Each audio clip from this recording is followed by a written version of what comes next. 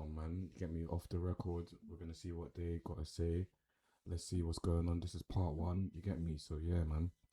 It's a mad title. Yeah, I told my mum, my brother was abusing me, and she said that I was lying. So let's see what's going on, man. Like and subscribe. You know what to do. Yeah. I went through a lot of childhood trauma. I was abused. You were abused by who? My brothers. I remember I did tell my mum. It didn't stop though. What age were you when your brothers started abusing you? I think I was about 6, 7. The police told me, your family's saying that you're telling lies. What? And it's not a true story, and everyone's denying it. So you speak on your YouTube and you spoke quite openly on Instagram about your mental health declining, which led to you being sectioned. I had an episode. Okay. But I didn't know what it was until I got sectioned. But yeah, that's kind of what led to me being sectioned the first time. Okay. My daughter's dad knows, so at the time I put him as my next of kin. And I remember there was a phone call with me and the doctors and him on the phone. It was like a three-way call, and then they were like, oh, yeah, she's well enough to go home now. And he was just like, oh no, like she should stay. Like, I don't think she's better. Why do you think he wanted you to stay for longer? A form of like punishment. That's what it felt like. That's your own brothers as well. That's sick, fam. Like, what kind of madness is this, man? It's due to be very interesting, man. But yeah, man. Craziness. Welcome to Off the Record, where we dive deep into the story. Whether it's your favorite artist or a fresh face taking the internet by storm, we go beyond the headlines. Today's guest has endured several trials, church hurt, abuse, and mental health, and today she shares her story with us. This time last year, I was sectioned for mental health. At the time, I was still very active on here. This was the third time this had happened, and I had to decide that it would never happen again. Welcome, Precious Rue. Hi. Hi. How are you? I'm okay, thank you. How are you? I'm good. How are you feeling today? Good. Yeah? Feeling good. That was some awkward clap as well. Like, why didn't you just add more claps to it, or like proper clap for the woman, bro? Some meaty clap. What kind of clap is that? It looks awkward. You look nervous. A little bit. Why? I'm always nervous for no reason. Okay. But I'm okay. Safe space. Safe Today's a safe space. I mean, today we're going to get quite deep because I think your story is quite deep and it's quite layered as well. So just before we get into the interview and get into, into things, just maybe give us like a top line or maybe 2 lines of who Precious Ruth is. So I'm Precious. I'm a mom. I create content evolving around beauty, wellness, mental health. I'm a woman who loves God. I love my daughter. I've been through a lot, but I like who I am. I love who I am right now. And I'm still evolving, still healing, and I'm here. Good. I love that. So let's get into it a little bit. Tell us a little bit about what your family dynamic was growing up. So I know you're Nigerian. Yes. What tribe are you? I'm half Shakiri and half Ikwere, if I've said it Oh, wrong. wow. please. That's very unique. Yeah. Like, because I'm not Nigerian, but I'm used to hearing like Yoruba or Igbo. It sounds so ignorant of me, but I'm not Nigerian. No, it's fine. But where are these tribes based, Delta State, Okay. Shakiri, and Ikwere is River State. Okay. So, tell me a little bit about what it was like growing up for you. Growing up for me, I'm the youngest of 9. Mhm. Youngest Are you the youngest girl? girl. Okay. Yeah, youngest in general. Sorry, that's not what I meant to say. The youngest girl, obviously. No, that's okay. Are you the only girl? Is what I meant to say. No. I have 2 sisters, 6 brothers. Wow. Yeah, big family. Same mom, same dad. Yes. Yeah. Okay. Yeah. My childhood, I don't think I have a lot of good memory. Mm. My childhood was, I feel like I didn't know that it was depression from a young age, but I knew that I was a sad, like, angry child. From what age would you say that you recognize that you were sad? I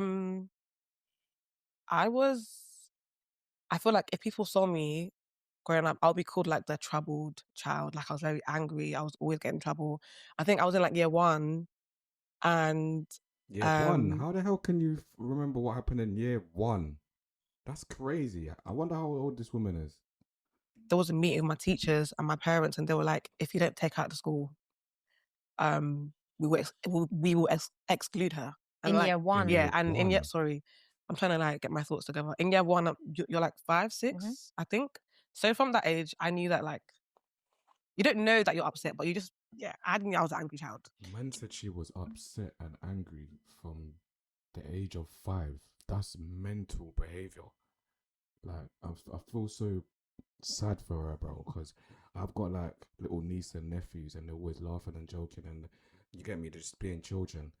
And for them to tell me that they're sad at age 5, I'm looking at them like, what do you know about sadness, bro? But yeah, man, that's craziness.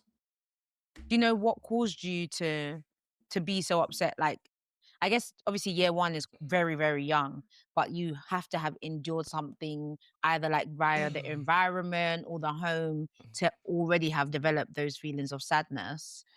Yeah, so I went through a lot of childhood trauma. I was abused in my childhood. And I know that looking back to it now, that's where the like troubled behavior came from and started. Okay, so you were abused by who? My brothers. How many of your brothers? More than one. Okay, and is that something you shared with your family when it happened? I did at the time. I remember I did tell my mom. It didn't stop though. Okay. I remember the day I told her, I'll never forget. I was at home. I spoke to her Man said it didn't stop. So after you told someone, it didn't stop after that. Like, that's mental, man. That's crazy, man. about it. I can't remember if I gave details or not, but I remember her calling one of my brothers and like talking to him in the kitchen, and I like pressed my ear on the door thinking, like, why is she not shouting? Like, he should be getting in trouble. And it was just like a conversation, but it didn't stop after that. It continued. Because there was no consequences for their behavior, right? Clearly so not. in their mind, they hadn't done anything wrong. Do you feel like your mum, was there an expected outcome that you had? Being that age, I remember just thinking like he should get in so much trouble. So when I was listening and just, it was like a conversation was happening, it was just like, oh, that's not what I expected. And then it continued. It continued for years. For years. Yeah. Sorry to hear that. It's okay. So what age were you when your brothers started abusing you? I think I was about 6, 7. And this continued on. Allow it, man. Man said 6, 7 years of age, bruv. That's mental, man. That's crazy, man. Until you were how old? I know it stopped when I was about in year 7. Oh, like wow. 11. 12. And so 11. in between that time, obviously you had told your mum, was there anybody else that was privy to what was going on in your home? As a result of how I was behaving, I got kicked out of school again well, not again, but like expelled permanently in year 8. And then I had to go to a PRU unit. That's the first time I spoke about it outside the home. After telling your mum? After my mum. You are not the only girl child in your home? No. So did this happen to any of your other sisters? Yes. They're older than you, I'm assuming, because you're the youngest, right? And did any of them stand up for you? Or when you, said to your mum, this is what's going on, because it would have created an opportunity, right? For them to say, it's also happening to me. So at the time, when I told my mum, I didn't mention anybody else. I think even when I spoke about it to my counsellors in the PRU unit I was in, I don't think I spoke about anybody else. I think the only time I did was, long story short, because it's been a lot of years of stuff, like when I was going to the PRU unit, my parents didn't like I was going there because I was getting worse in in terms of my behaviour.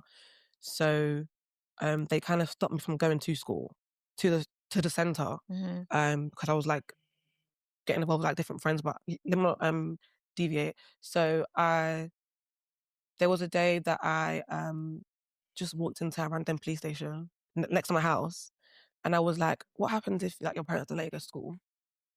And they were just like, what do you mean by that? And I remember at the time, I did leave my house because the brother that abused me was at home that day. So I've walked out my house, went to a police station, and I was talking about like going to school, not going to school. And then my brother starts calling me. I'm getting somewhere, sorry, I'm not trying to deviate. He starts calling me. I look at my phone and they're like, answer your phone, like someone's calling you. And I just ran.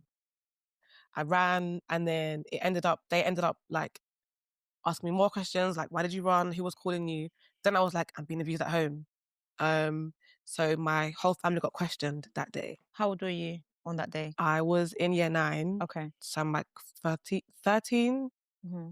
13-ish. So when you went to the police station, you were in year 9, right? Mm-hmm. So just before we move forward with the story, I think just for clarity, what's the age gap between your siblings, you and your siblings, that's or what I wanted to maybe know. just the significant That's what I want to know still. siblings, so the siblings that were abusive towards you and maybe your sisters? You know, in an African home, like, you don't discuss. I don't know how old all my siblings are, honestly. Oh, wow. I'd probably just What? like a memory thing. Also, I don't really speak to them. Okay. So I don't actually know. Like specific ages. But I know that one of the brothers that abused me is about 12 years older Okay. or more, probably. And then there's another one, his age gap is probably about, gosh, I don't know, maybe, how old am I? Is he older than that brother? No, younger than that Older brother. than that brother. Okay. I think probably about 3, 4. Mm-hmm. It's been a while I've spoken to them, honestly. Okay. So I've like just I've just blocked it all out. Mm-hmm. So, I get that. 18 is, so if, let's say, just on average, if they were 12 years older than you at the age of 6, and that sibling would have been around 18, Wow. somewhere around that number, yeah, which would make him a full-grown Absolutely. adult man that should have been reported and arrested. Mm-hmm. Do you feel like your mum failed you? Yeah. Why do you think she protected your brother? Over the years, I've asked her this question a lot. And I remember the one time she finally like expressed herself what I could understand. It was like, you can't choose. She was like, you can't choose between your children. And as a mother myself, You actually can though. Yeah, you can. You can. If one is doing madness, like this kind of madness, and they're doing it to, like, no one doesn't deserve this in general, anyways. But like, I don't feel like it's a big enough thing to like, oh, I don't know what one to pick. It's common sense, bro. It's common flipping sense, bro. even though I hear it, if someone's abusing your child, no matter if it's blood or not, they need to face the consequences. So as I'm older, I now understand. I see it how I see it. But at Yeah. the time, her reasoning was, how can you choose between your children? Should one be punished and one, stuff like that? This is just my opinion, yeah, from hearing you. It feels like she did make a choice because the abuse continued. To be So fair. in my opinion, it feels like she made a choice to choose your brother and him not being punished via the system, Mhm. but at your expense. I agree. How does that sit with you on a day-to-day basis? Now though, I feel like I've healed from it a lot, which is why I'm so free to speak about it.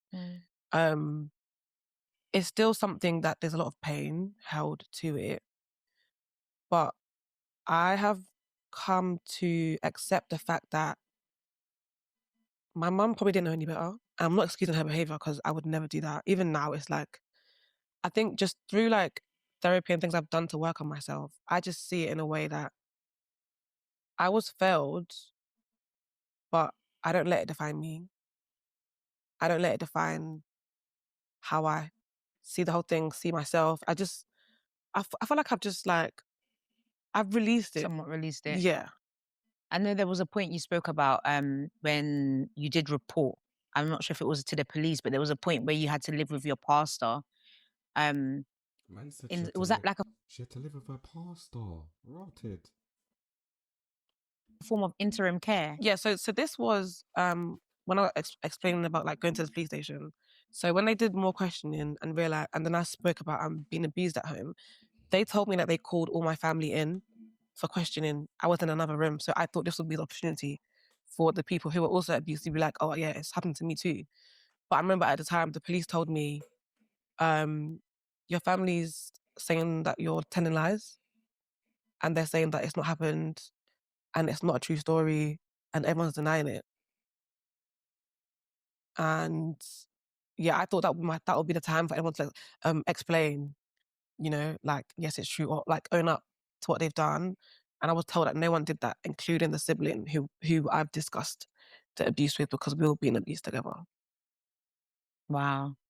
When the questioning was all going on and the police were all involved, they told me that I can't go back home, because even though I have reported it and it's their story against mine, I still can't go back home. Mhm. So one of the officers said to me that it's too late to call up any care home, so your mum has to choose where you're gonna go, or something like that. Mm. And my mum ended up choosing my pastor, who lived like down the road from us. Okay, so when we talk about abuse, there's like a wide range of different ways in which people are abused. And obviously we've asked if you're comfortable to speak about the type Yeah. of abuse that you endured. So can you let us know what exactly was happening with your brother? Yeah, it was sexual abuse. Okay. Brothers, yeah, sexual abuse. I remember the very first time, like when I hope they're in prison or something's happened to them, because, excuse me, this is unacceptable stuff that's going on. my brothers pulled me into the bathroom, and he made me I'm trying to find a polite Oral word. sex? Oh yeah, all sex. This was like the first time that I didn't know what it was called, but I just used to call it the white stuff. First time I'd seen the white stuff, because I didn't know what it was called at that age. But I would cry, and yeah, like just sexual. This is dark, yeah, to even do this to someone, and to do it to your own sister is even mental as well. Like, that's actually no heart, bro. Like, he probably was getting abused by somebody as well. Like, that's no excuse for him, but this is craziness, or excuse for their brothers or whatever. But this is just craziness. This is the craziest story I've heard so far, bro. And I'm glad that she's healed as well, man. And I'm glad that she actually told this story, because, bro,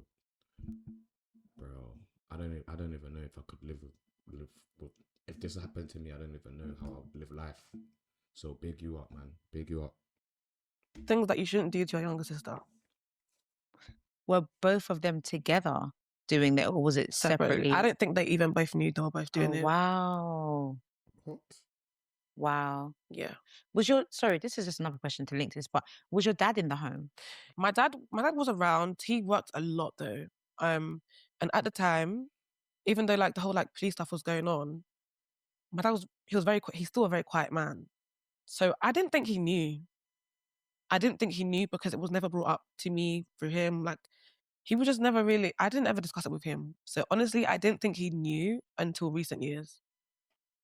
Another reason why I asked if your dad was in the home, right, is not, I don't think all abusers necessarily experience abuse, but a lot of the time when we talk about people who are abusers, they've experienced it firsthand. Mhm. Do you feel like do you feel like your brothers may have experienced sexual abuse from anyone in your home, from a parent or from a family member? So this is something that me and my therapist discussed, because I didn't know, like, obviously it's a learned behavior. I remember a few years ago when one of my brothers tried to apologize to me about the situation. This was probably like, I'm like in uni at this point, so I'm fully old enough. He did say to me that when he was living in Nigeria, like, there was a woman, an auntie or someone that he was living with, not auntie bad, but yeah, an auntie he was living with that also abused him. So it opened up some sort of like understanding, but it doesn't excuse the fact that Yeah, of must you course. pass it on, like. Of course. And is there like one moment, was there like a moment, because there must have been a day when you decided you were going to tell your mum, right? What was the trigger moment, or what incident triggered you saying, no, you know what, I'm going to tell my mum today? Because it was so many years ago, I don't remember exactly what made me tell her, but it's just, I always remembered, like, I knew it was wrong, like, this shouldn't be happening. Not that I knew about, like, sex and stuff like that at that age, but I just knew, like, this is not right. Like, every time it would happen, like, I would just be crying, because it was so uncomfortable. And it was, yeah, I would just know, like, this is not right. Mm.